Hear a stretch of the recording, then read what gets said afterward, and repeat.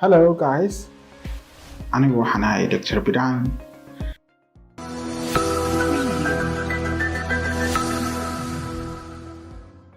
Waxaa laga yaabaa inaad baranayso maadadan anatomiga amaba aad qorsheynayso inaad hadda kadib barato oo ay tahay course ku socdo. Haddii aad hadda baranaysid, waxaa xaqiiq ah inaysan ahayn maada fudud, isla markaana anatomiga inay tahay maada juhdi badan u baahan.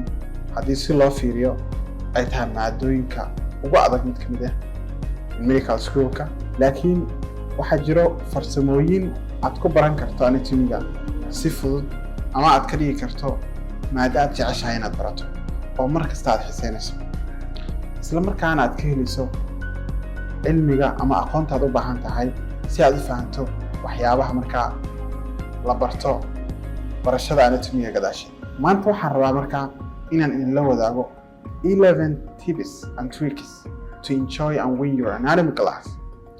Waxaan idin wadaa 11 farsamo ama xeeladood oo aad markaa anatomy classkaaga ku guuleysan karaysid, isla markaana aad ku raaxaysanaysid barashada classka marka aad qaadanayso. Qodobka koowaad waxa weeye find out your learning style. This is very important. Waxaa muhiim ah inaad ogaato adigu qaabka aad jeceshay inaad wax u barato. Waxaa jira ilaa 4 siyaabood oo markaa bini aadamku ama inta badan ardaydu ay jeceshay inay wax u bartaan. Mid ka mid ah ardaydu ay kala duwan yihiin. Okay, waxaa la 4 types of learning style. Kan koowaad waxa weeye visual, kan labaad waxa weeye auditory, kan saddexaad waa maxay kinesthetic, kan afraad waxa weeye reading and writing. So macnaheedu waxa weeye dadka qaar waxay jecel yihiin by visual waxa inay markay baranayaan ay arkaan. Tusaale ahaan video inuu daawado kale, inuu arko ama inuu practically labka loo geeyo kale, inuu xitaa soo arko. Dadka qaar waxay jecel yihiin inay wax dhageystaan oo maqalka ay wax ku bartaan. Dadka qaarna waxa la kinesthetic. Kinesthetic macnaheedu waxa weeye يعني physical inay qabtaan waxay gacanta ka sameeyaan, inay sameeyaan un bay wax ku baran karaan.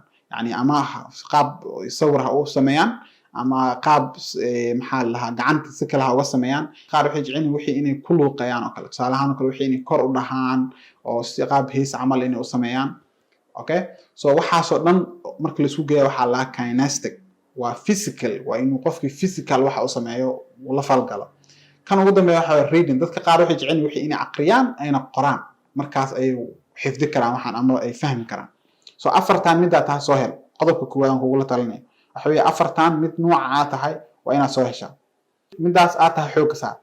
Qodobka labaad waxa weeye oo 11 ka mid ah use more and more resources as you are able to. wax muhiimadu waxay tahay waa inaad resources ama wax siyaabo badan oo inaad ku heshaa oo aad wax u aqrin karto oo aad wax u baran karto.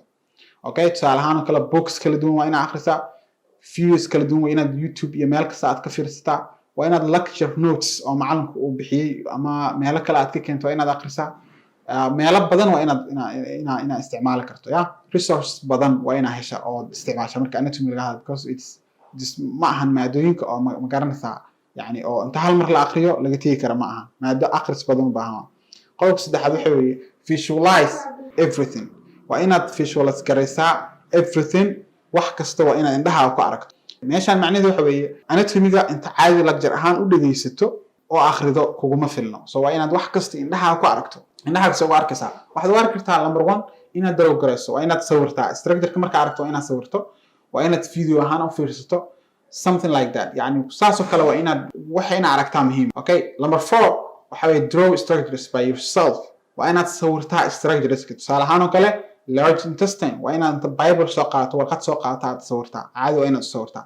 marka waa fahmaysaa markaa sawirto, because structure aan ka hadlaynaa. lambarka 5 waxa weeye repeat over and over again. waxa ku celi oo mar kale hadana ku sii celi. maxaa ku celinaysaa wixii markaa akhrineysay hal mar inta akhrisid kuguma filno. ku celi in badan ku celi.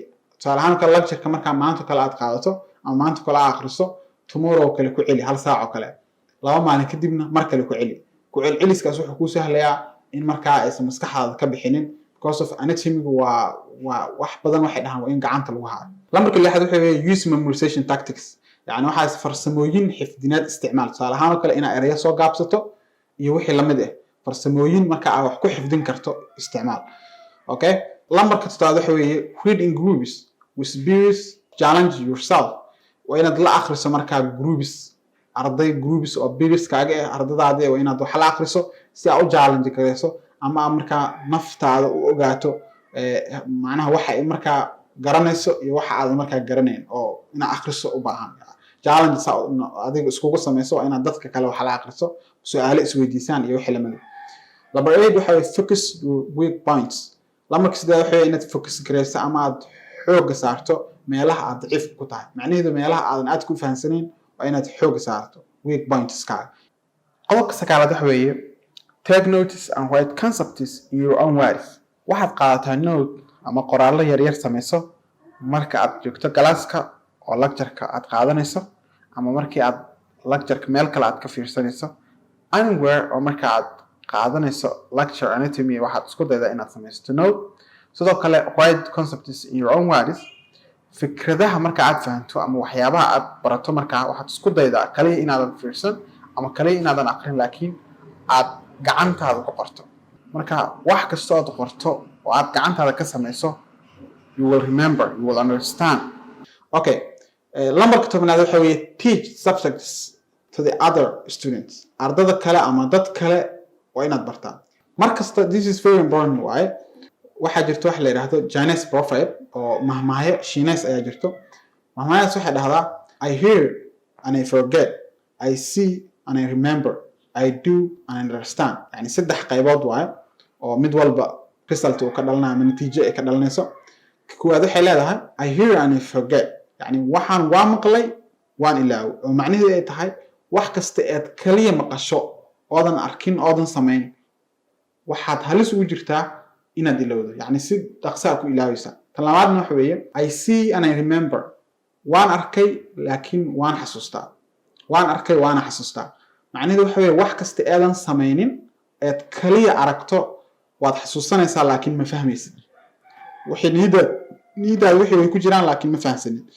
tan ugu dambeysana waxa weeye I do and understand waan sameeyay waanan fahmay wax kasta aad samayso oo adiga practical u samayso waad fahmaysaa waad xasuusanaysaa mana ilaawaysid waa mahmaaya oo markaa it applies everybody qof kasta markaas oo markaa isheeg wax baranaya inuu xasuusnaado waa so markasta oo dadka kale wax barto waxa fahmaysaa adigana maxaa lahaa muhiimadda waxa ka hadlayso mana ilaawaysid because of odd load kora u dhahaysaa waxaan qodobka ugu dambeeya tamidkood wuxuu stay motivated and don't stop learning after your anatomy class or medical school markasta waxa inaad motivated ahaato oo maadada yani adigu is jeclaysiiso waxyaabo ku jeclaysiinaa inaad raadiso sidoo kale aadan joojinin inaad barato anatomy-ga markii galaaska anatomy uu dhamaado oo lagu dhaho yani semesterkan anatomy ku egyahay waa inaadan joojin because of maadooyinka kale ka anfici doona internal medicine ayaa gadaal ka qaadan doonta very important way system kasta marka la gelaayo waxa wanaagsan inaad muraajaceyso ama aad akhriso anatomy-gaaga hore or medical school ama even markii aad medical school ka dhameyso waa inaad akhriso aad ayaad maasantihiin lecture-keena maanta intaanu ku egyahay waxaan rajeynayaa protection iyo qaybaha ka dambeeyana la socon doontaan aad maasantihiin wixii fariina noo soo reeba dhiirigelin iyo waxyaabaha aad jeceshiin inaan markaa saxno oo hadda naga khaldan intaaba noo soo gudbiya aad maasantihiin